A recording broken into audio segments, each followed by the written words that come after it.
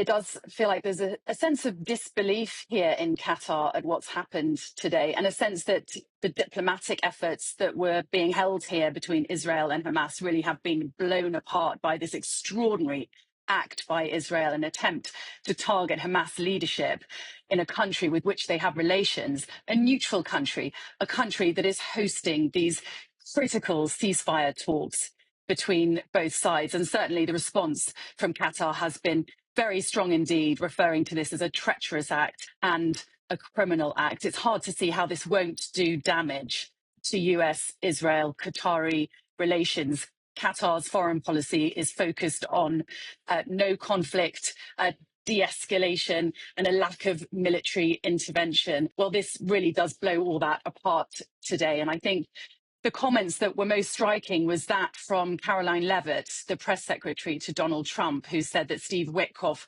Donald Trump's envoy, got straight on the phone as soon as they'd been made aware of this by the US military to alert Qatar.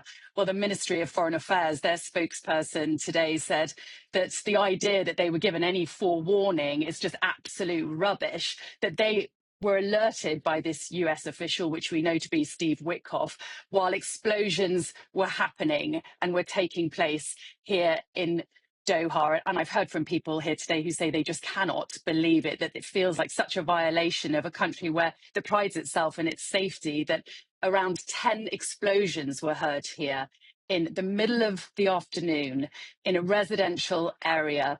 And it really does feel like a line has been crossed, that any sort of diplomatic efforts and some sort of ceasefire breakthrough feels further away than ever. And of course, Israeli hostages and Palestinians in Gaza are left to suffer the consequences.